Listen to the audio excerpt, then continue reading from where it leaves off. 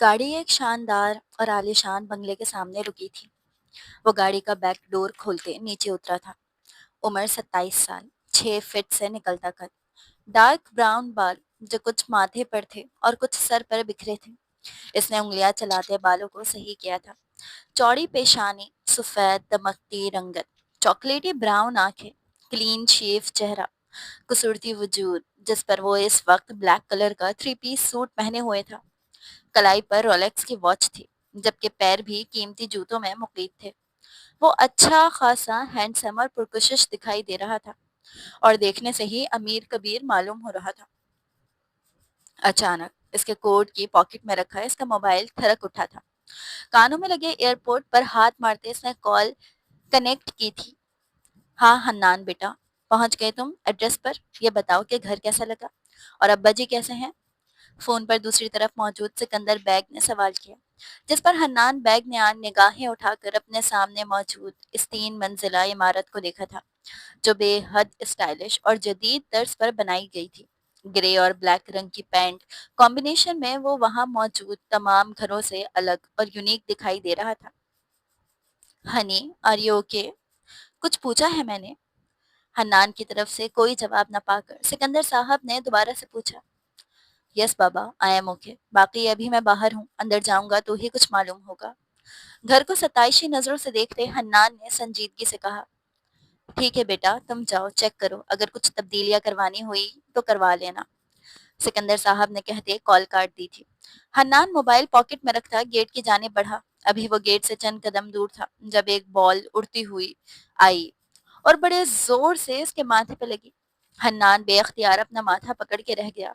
इसकी आंखों के सामने दिन में तारे नाच गए थे। इसने इधर उधर देखा। साथ वाले घर की छत पर इसे सुनहरी आंचल की एक झलक नजर आई थी। इसके माथे पर बेशुमार बल पड़े थे। इसने झुककर बॉल उठा ली।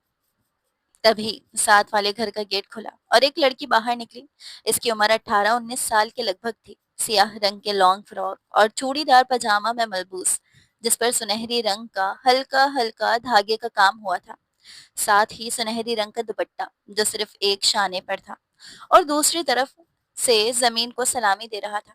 लंबे सियाह बालों को पोनीटेल की सूरत में बांधा गया था। सफेद शफाफ गोरी रंगत, हल्की ब्राउनिश आंखें जिन पर लंबी गदास पलकों का साया था, तीखी नाक और गुलाबी बारीक लब। वो देखने में कोई मोमी गुड़िया ही महसूस हो रही थी। मेरी बॉल?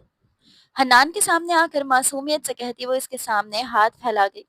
हन्नान ने इसे देखा। इसके लहजे में या आंखों में जरा भी शर्मिंदगी नहीं थी कि इसकी वजह से किसी को चोट पहुंची है, बल्कि इसकी आंखों में तो शातिराना मुस्कुराहट नाच रही थी।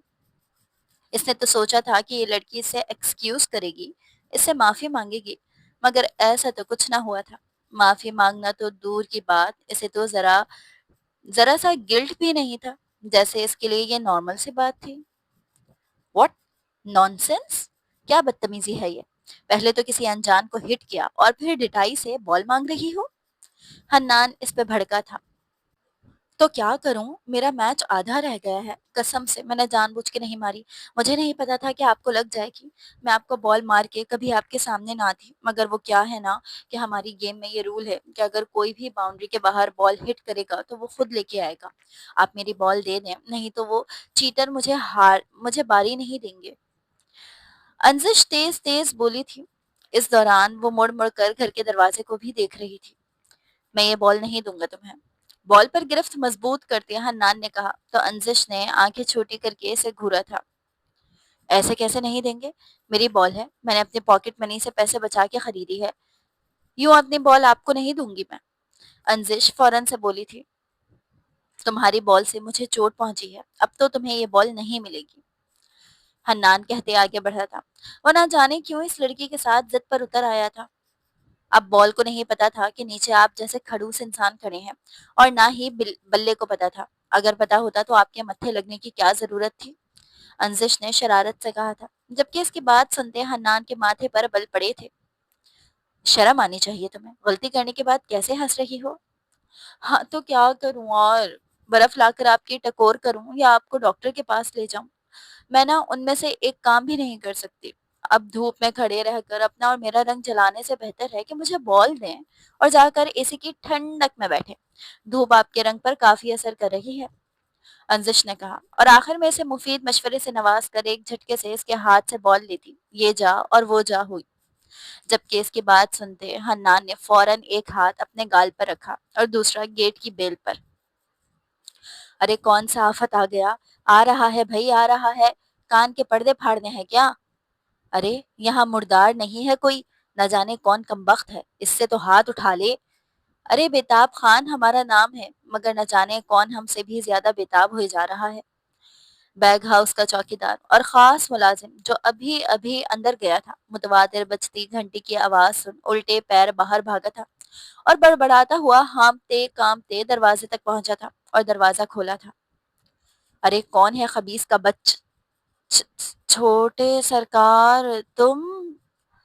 بیتاب خان حنان کو دیکھ کہتے کہتے رکا اور پھر مسکراتے لہجے میں گویا ہوا، لیکن حنان نے اس کی کسی بات کا جواب نہیں دیا. گاڑی اندر پارک کر دو، حنان نے چابی بیتاب خان کی طرف اچھالتے اجلت بھرے لہجے میں کہا اور تقریباً بھاگنے کے انداز میں اندر کی جانب بڑھا تھا. لاؤنج میں لگے بڑے سے آئینے کے سامنے خود کا چہرہ دیکھتے وہ کچھ پرسکون ہوا تھا. وہ اپنی اسکن کے بارے میں بے حد کانشیس تھا. اتنی کیئر شاید ہی لڑکیاں کرتی ہوں جتنی وہ اپنی اسکن کی کرتا تھا. اس کے بیگ میں 70% چیزیں کاسمیٹک کی ہوتی تھی اور تمام چیزیں امپورٹڈ ہوتی. ہر ہفتے وہ سیلون جایا کرتا تھا، اسی لیے ابھی جب انزش نے اسے اسکن کا کہا تو وہ فوراً اندر آیا تھا. پاکٹ سے لوشن اور سن اسکرین نکال کر چہرے پر لگاتے وہ اب قدرے پرسکون ہو چکا تھا. تبھی بیتاب خان گاڑی سے اس کا باقی سارا سامان نکال کے لے آیا تھا. صاحب اس کو کہاں رکھے؟ بیتاب خان نے پوچھا. یہ میرے کمرے میں لے جاؤ اور یہ والا دادا کے کمرے میں رکھ دو، حنان نے 2 سوٹ کیسوں کی طرف باری باری اشارہ کرتے کہا. تو بیتاب خان فرما برداری سے سرس بات میں ہلاتے سوٹ کیس دیے اس کے کمرے کی جانب بڑھا تھا. اسے اس کی آمد کا علم تھا، اس لیے وہ اس کا کمرہ پہلے سے سیٹ کروا چکا تھا، جبکہ حنان خود دادا نسیم صاحب کے کمرے کی جانب بڑھا تھا تاکہ ان سے ملاقات کر سکے. آہ! انزش جیسے ہی گھر میں داخل ہو کر سیڑھیاں چڑھنے لگی تبھی اسے اپنے بالوں پر کھچاؤ محسوس ہوا تھا. وہ درد سے سسکتی پیچھے مڑی جہاں فوزیہ بیگم اس کی چوٹی دبوچے سے خوں خوار نظروں سے گھور رہی تھی. چھوٹی امی! انزش کے منہ سے اتنا ہی نکلا. درد برداشت سے باہر تھا. کیا کرنے گئی تھی باہر؟ بدبخت لڑکی، جب تجھے منع کیا ہے کہ تو باہر نہیں جائے گی تو کیوں جاتی ہے آوارہ؟ انزش کے گلابی گال پر تھپڑ مارتے فوزیہ بیگم تقریباً چیختے ہوئے بولی تھی. تبھی چھت سے انزش کی چھوٹی بہن ہادیہ اور چھوٹے بھائی عبید اور آریان بھی نیچے اتر آئے تھے. اپنی ماں کو غصے میں دیکھ وہ تینوں بیٹھ وہیں چھوڑتے اپنے اپنے کمرے میں چلے گئے، ورنہ ان کی درگت بھی بن سکتی تھی. وہ چھوٹی امی، میں وہ یہ بال.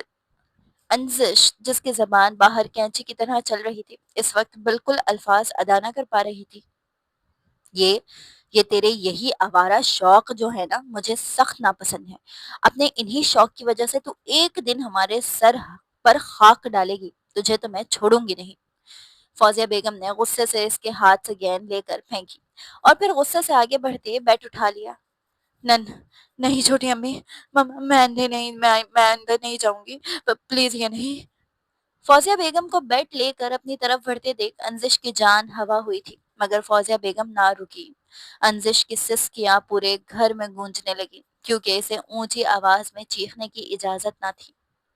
نسیم صاحب سے ملاقات کے بعد اس نے چائے پی تھی.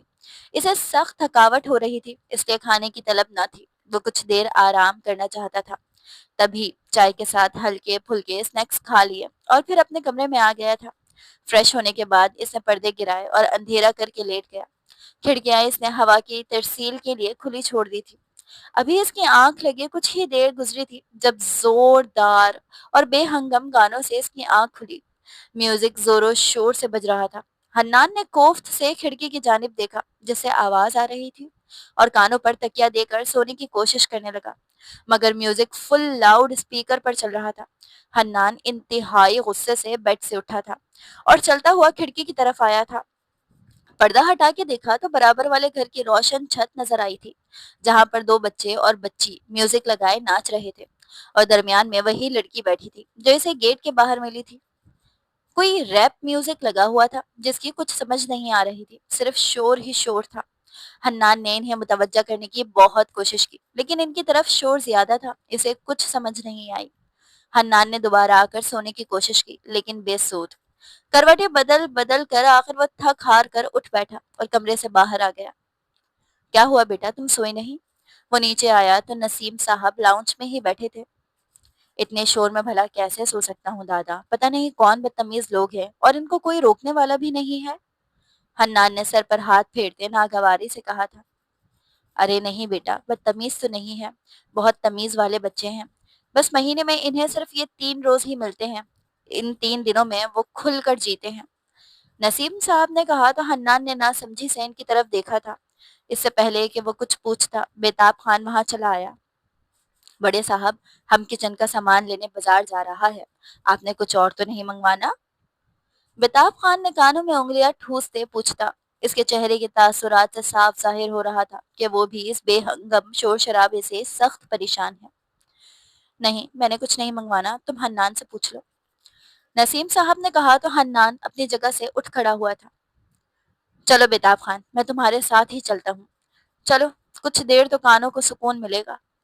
हन्नान कहते बाहर की तरफ बढ़ा तो बेताब खान ने भी इसकी तकलीद की थी। तुम रोको साहब, हम अभी आता है। गेट से बाहर निकलते बेताब खान ने कहा और साथ वाले गेट की जानिब बढ़ा और घंटी बजाई।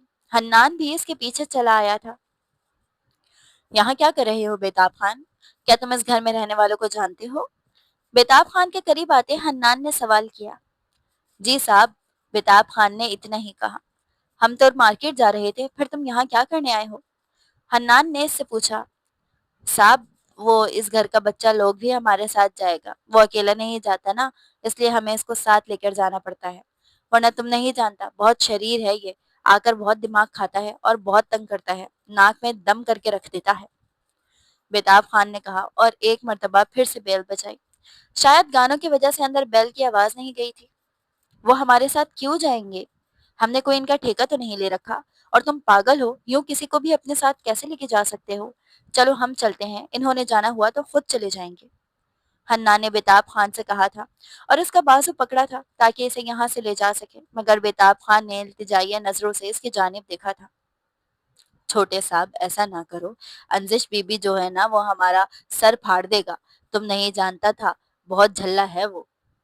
बेताब खान ने कहा। तभी उबैद ने आकर दरवाजा खोला था और बेताब खान को देखते वहीं से अंदर की जानिब मुंह करके आवाज लगाई थी। अन्नू आपी, आ जाए, ताबी चाचा आ गए। उबैद ने कहा और इसके थोड़ी ही देर बाद अंजिश, हादिया और आर्यन के साथ बरामद हुई थी। किधर रह गए थे बेताब खान? तुमने बहुत देर कर दिया आज तो, और तुम जल्दी मरो ना, मुझे लॉक भी करना है। गेट से बाहर निकलते इसने बेताब खान और आर्यन को एक साथ मुखातिब किया था और आर्यन की कमर पर धोखा जड़ा था, जिस पर आर्यन कल बुला के रह गया था। ये? हन्नान की तरफ सवालिया नजरों से देखते अंजिश ने बेताब खान से पूछा। ये छोटे साहब हैं, नसीम साहब के पोते। बेताब खान ने तारुफ करवाया तो अंजिश ने सर तब पैर हन्नान का जायजा लिया था और फिर बगैर कुछ कहे आगे बढ़ गई। इसके इस एटीट्यूड पर हन्नान को बहुत गुस्सा आया था, मगर वो जब्त करके रह गया। वो सब मार्केट की जानिब गए, मगर कुछ ही देर में हन्नान की बस हो चुकी थी। अंजिश और उसकी बहन भाइयों ने 1 घंटे के अंदर अंदर इसे पागल कर दिया था। अंजिश हर दुकान के आगे रुकती, चीजें निकलवाती और फिर लिए बिना ही आगे चल पड़ती। बेताब खान बेचारा दुकानदारों से माजरत करते जा रहा था, जो इसे बेनकद सुना रहे थे। हन्नान को ये सब देख बहुत गुस्सा आ रहा था। वो फिर से एक दुकान में घुसने लगी। जब हन्नान आगे बढ़ता इसे खींच कर दुकान से निकाल चुका था। क्या हो गया है? क्या कर रहे हैं? छोड़े मुझे, क्या बदतमीजी है ये? कुछ दूर जाते अंजिश ने एक झटके से अपना हाथ छुड़वाया था। ये बदतमीजी नहीं है, बदतमीजी वो है जो तुम कर रही। जब कुछ लेना ही नहीं तो क्यों इन बेचारों को तंग कर रही हो? हन्नान ने इसकी कलाई छोड़ते इसकी तरफ देखते कुछ सख्त लहजे में पूछा था, जबकि इसके यूं हक जमस कर गुस्सा करने पर अंजिश ने आंखें छोटी करते इसे घूरा। اس کے ماتھے پر بل پڑے تھے، جیسے اسے حنان کا یوں حق جمانا اور اس کی یوں مداخلت بالکل پسند نہ آئی تھی۔ آپ کو کیا مسئلہ ہے؟ میں جو مرضی کروں، کچھ لوں نہ لوں، یہ میرا ایشو ہے۔ کوئی کوئی تنگ ہو رہا ہے تو اس کی فکر آپ کو کیوں ہے؟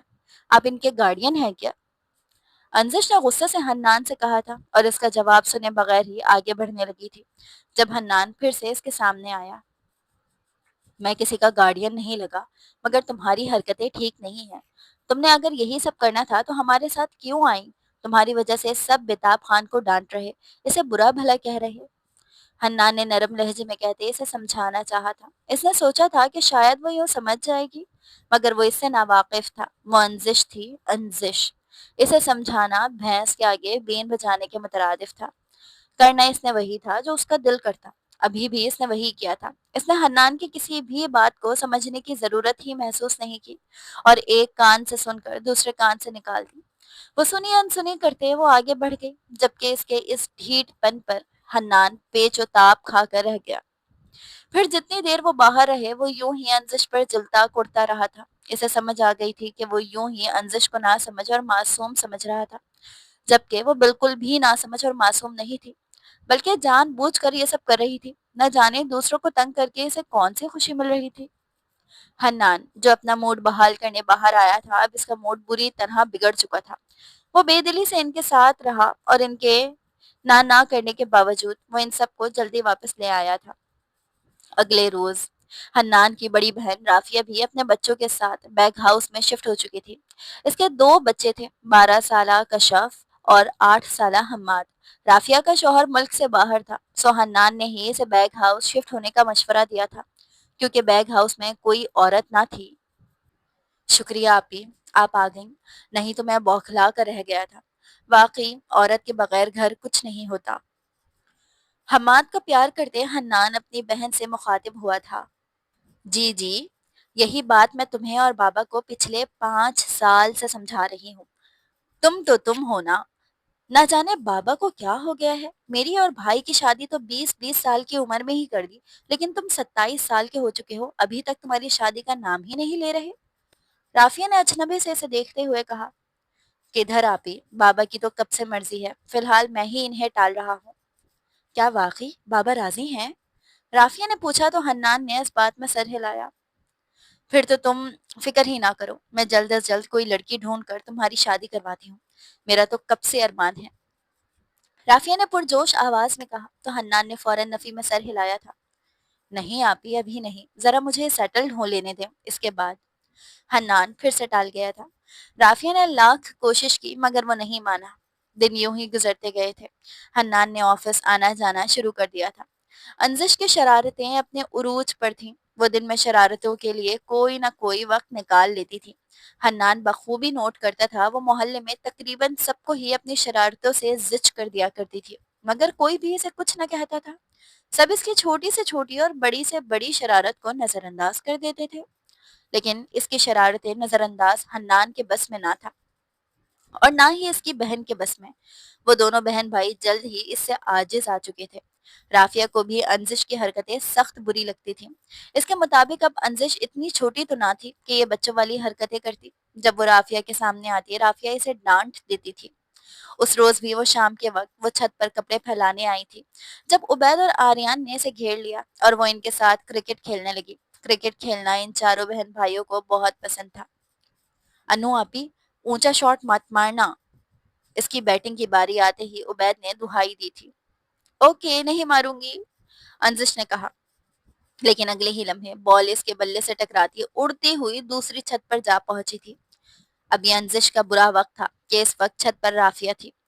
وہ کینوس پر کوئی پینٹنگ بنا رہی تھی جب بال آ کر کینوس پر لگی اور پھر بیڑا غرق ہو گیا۔ رافیہ نے دکھ سے اپنی پینٹنگ کی جانب دیکھا جو آخری مراحل میں تھی، اور پھر غصے سے وہ بال ہاتھ میں لیتے فوراً منڈیر کی جانب آئی تھی۔ اپنی محنت ضائع ہو جانے پر اسے بہت افسوس ہو رہا تھا۔ کیا مسئلہ ہے تمہارے ساتھ؟ کب بڑی ہوگی تم؟ اتنا بڑا قد نکل آیا ہے لیکن عقل نام کی کوئی چیز نہیں ہے تم میں۔ تمہیں ذرا بھی اندازہ ہے کہ تمہاری ان حرکتوں سے باقی لوگ کس قدر پریشان ہوتے ہیں؟ رافیہ بغیر اس کے سنے شروع ہو چکی تھی۔ پھر کافی دیر تک اس کی اور انزش کی بحث جاری رہی تھی۔ آخر رافیہ کو ہی ہار مانتے نیچے جانا پڑا تھا، کیونکہ انزش تو بقول اس کے ڈھیٹ تھی اور اس نے جم کے ڈٹائی دکھائی تھی۔ رات میں رافیہ نے انتہائی ناگواری سے انزش کی ڈٹائی کا قصہ حنان کو بھی سنایا تھا، جسے سن کر حنان لب بھینچ کر رہ گیا تھا۔ اس نے اس کے بارے میں درست اندازہ لگایا تھا۔ یہ لڑکی دوسروں کو پریشان کر کے خوش ہوتی تھی، لیکن وہ اسے یوں نہیں چھوڑنا چاہتا تھا، اسی لیے وہ اگلے روز بیتاب خان کے پاس موجود تھا۔ بیتاب خان، ذرا میری بات سنو۔ اسے مخاطب کیا تو وہ فوراً سے اس کے پاس پہنچا تھا۔ تم ان لوگوں کو کب سے جانتے ہو؟ حنان نے پوچھا۔ زیادہ وقت تو نہیں ہوا صاحب، یہی کوئی ایک سال سوا سال ہے، بیتاب خان نے جواب دیا تو حنان نے سمجھنے والے انداز میں سر ہلایا تھا۔ اچھا بیتاب خان، یہ بتاؤ کہ اس کے گھر میں کوئی بڑا نہیں ہے کیا؟ میرا مطلب کوئی ماں باپ یا کوئی اور، کیونکہ میں نے ان چاروں کے علاوہ کسی کو نہیں دیکھا۔ حنان نے پھر سے سوال کیا تھا۔ کیوں نہیں ہے صاحب؟ بڑا ہے نا، ان کا ماں بھی ہے اور باپ بھی۔ ماں یہی ساتھ ہوتا ہے مگر باپ کہیں دوسرے ملک ہے، بیتاب خان نے بتایا تھا۔ اچھا اچھا، یہ بتاؤ کہ یہ لڑکی شروع سے ہی ایسی ہے یا پھر اب اس نے ایسی حرکتیں شروع کی ہیں؟ حنان نہ جانے کیا کچھ جاننا چاہ رہا تھا۔ کون سا لڑکی؟ بیتاب خان نے چونک کے پوچھا۔ وہی جو اس گھر میں رہتی ہے، حنان نے کہا۔ اسے سوچنے پر بھی انزش کا نام نہیں یاد آیا تھا۔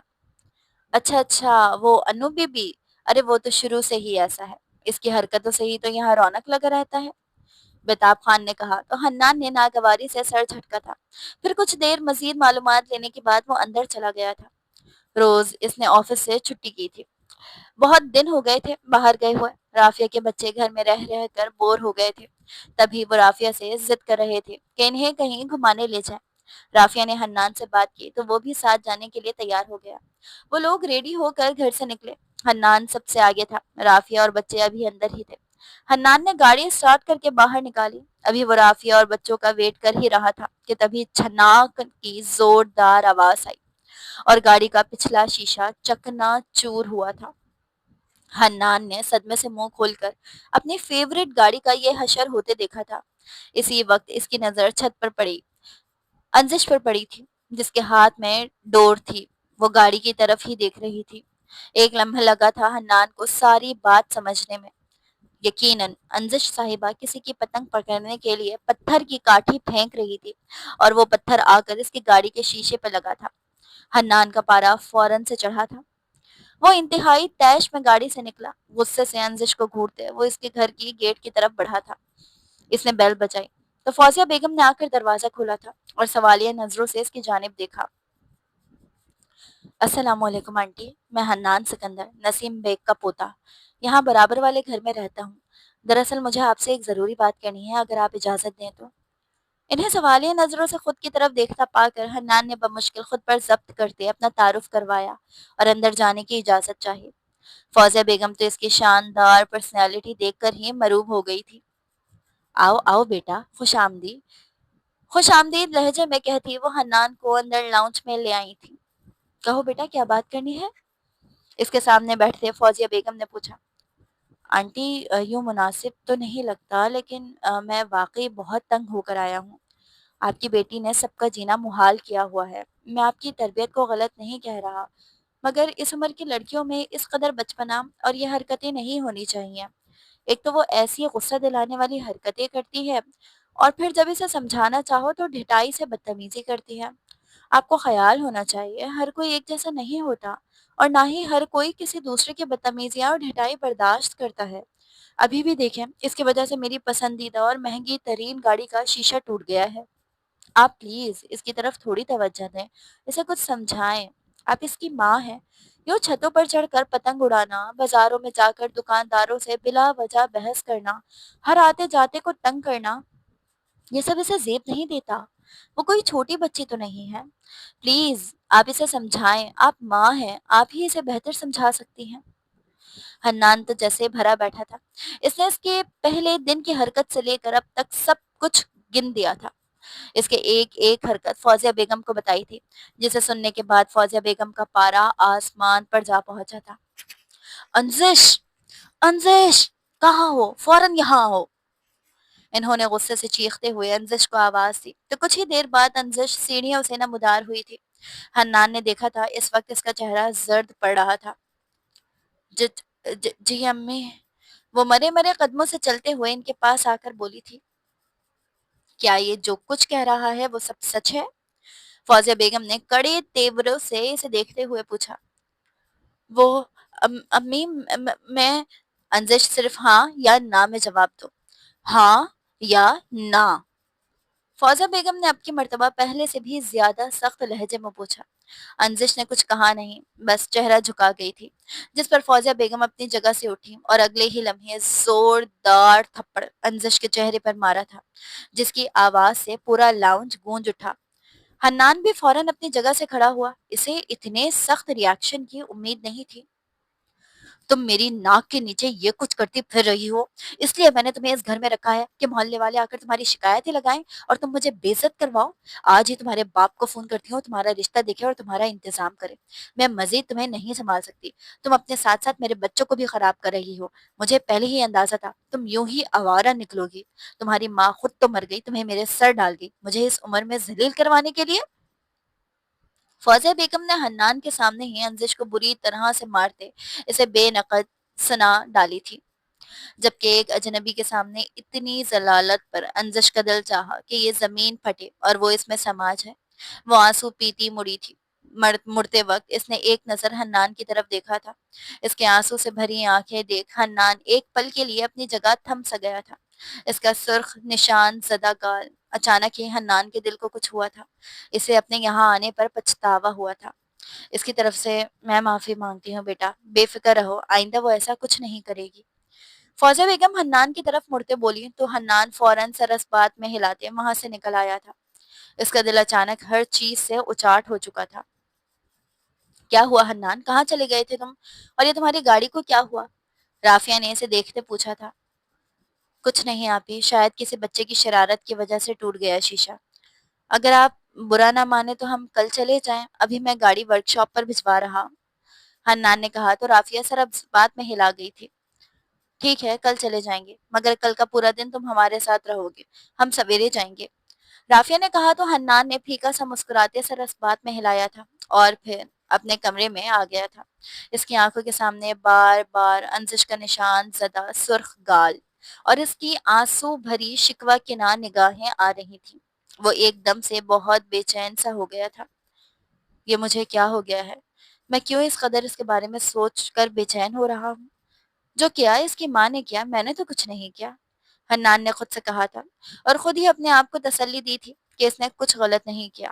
جو کچھ کیا تھا اس کی ماں نے کیا تھا، بلکہ سوتیلی ماں نے کیا تھا۔ اگر اسے پہلے علم ہوتا کہ وہ اس کی سوتیلی ماں ہے تو شاید وہ وہاں جاتا ہی نہ۔ انزش اپنے ماں باپ کی لاڈلی بیٹی تھی، اس کی ماں اس پر جان چھڑکتی تھی، جبکہ ماں باپ نے بھی ہمیشہ ہتھیلی کا چھالا بنا کے رکھا تھا۔ دونوں کی محبت میں وہ پلی بڑھی تھی، لیکن صرف 10 سال کی تھی جب اس کی ماں ایک حادثے میں گزر گئی۔ کمال صاحب خود بیرون ملک ہوتے تھے، سالوں بعد واپس آتے تھے۔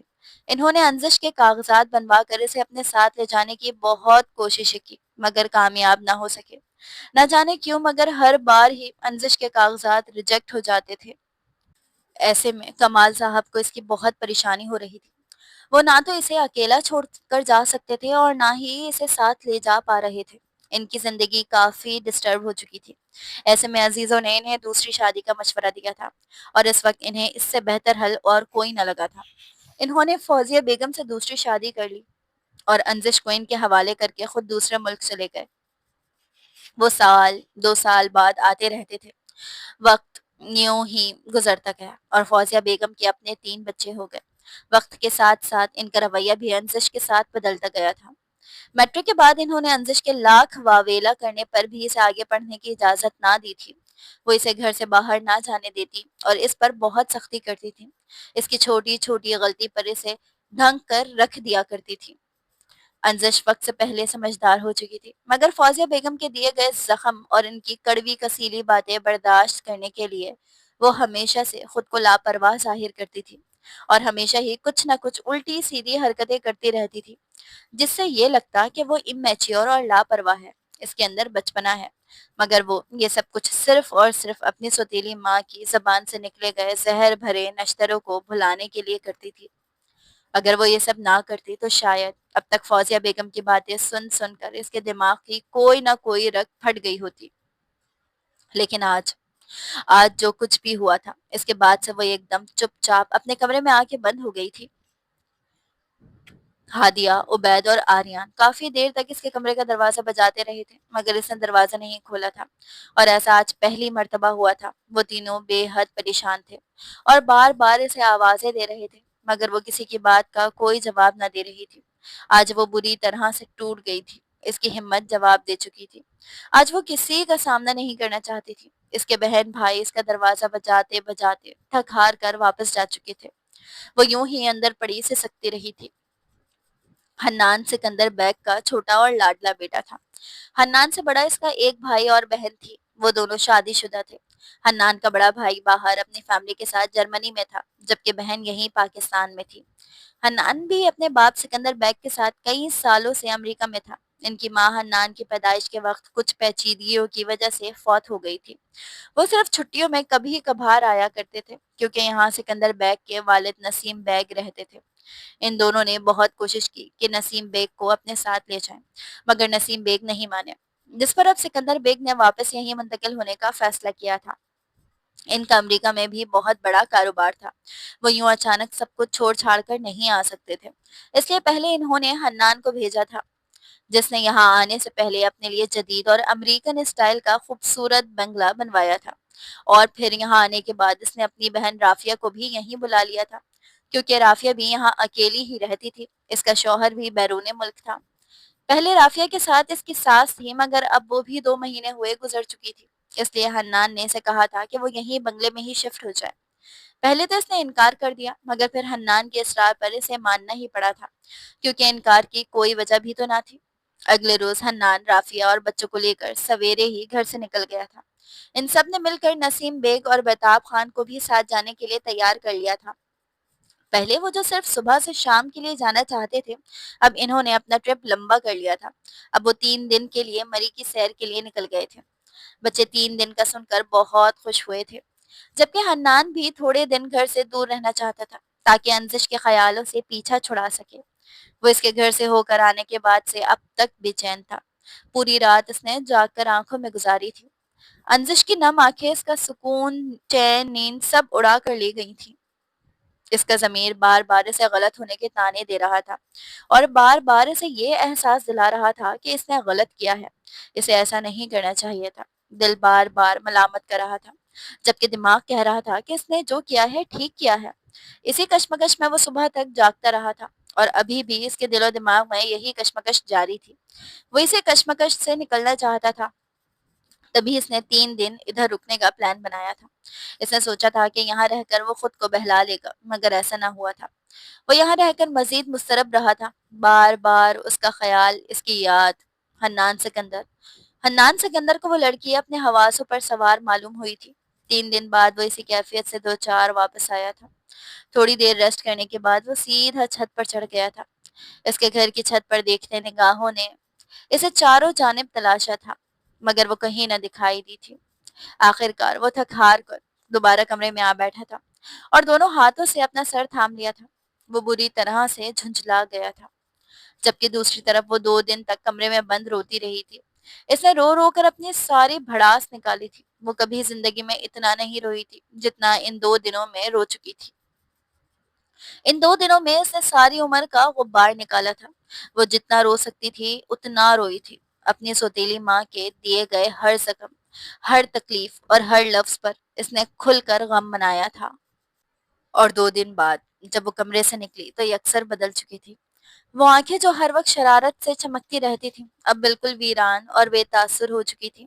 ان میں کوئی تاثر نہ رہا تھا، بے رونق مرجھایا چہرہ اور کمزور وجود۔ وہ 2 دن میں کیا سے کیا ہو گئی تھی۔ اس کے بہن بھائی اسے دیکھ کر چیخ اٹھے تھے۔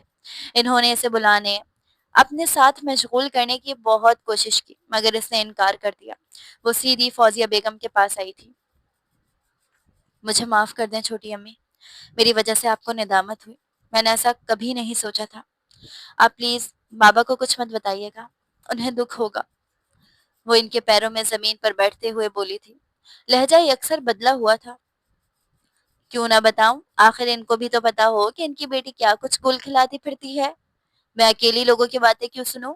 یہ صلہ دیا ہے تم نے مجھے اپنے پال پوس کر بڑا کرنے کا کہ لوگوں سے مجھے بے عزت کرواتی پھرو؟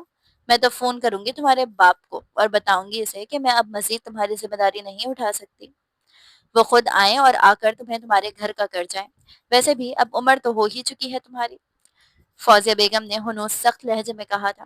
البتہ انہوں نے انزش کی طرف دیکھنے سے گریز ہی کیا تھا۔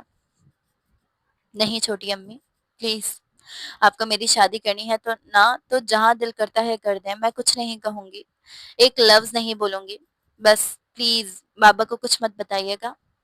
وہ کہتی ضبط کھوتے ایک مرتبہ پھر سے رو پڑی تھی، جبکہ اس کی بات سنتے فوزیہ بیگم کے چہرے پر شاطرانہ مسکراہٹ آئی تھی۔ ٹھیک ہے، نہیں بتاؤں گی، لیکن پھر تم بھی اپنی بات پر قائم رہنا، فوزیہ بیگم نے کہا تو وہ سر اس بات میں ہلاتے وہاں سے اٹھ گئی تھی اور پھر سے کمرے میں آ کر بند ہو چکی تھی۔ حنان پچھلے ایک ہفتے سے پریشان تھا۔ اس ایک ہفتے میں نہ تو اس نے انزش کو دیکھا تھا اور نہ ہی اس کی آواز سنی تھی۔ وہ اس کی شرارتوں کو مس کر رہا تھا یا در حقیقت اسے مس کر رہا تھا، اسے سمجھ نہ آئی تھی۔ انہی دنوں اسے معلوم ہوا کہ انزش کی ماں اس کے لیے رشتے ڈھونڈ رہی ہے۔ اس کے دل کو مزید کچھ ہوا تھا۔ 10 دن کی تگودو کے بعد بالآخر وہ اس بات کا اعتراف کرنے پر مجبور ہو گیا تھا کہ وہ اس لڑکی سے محبت کر بیٹھا ہے۔ وہ لڑکی جس کی شرارتوں سے وہ عاجز تھا، اسے اس سے محبت ہو گئی تھی۔ یہ بات ناممکنات میں سے تھی، مگر ہو گئی تھی۔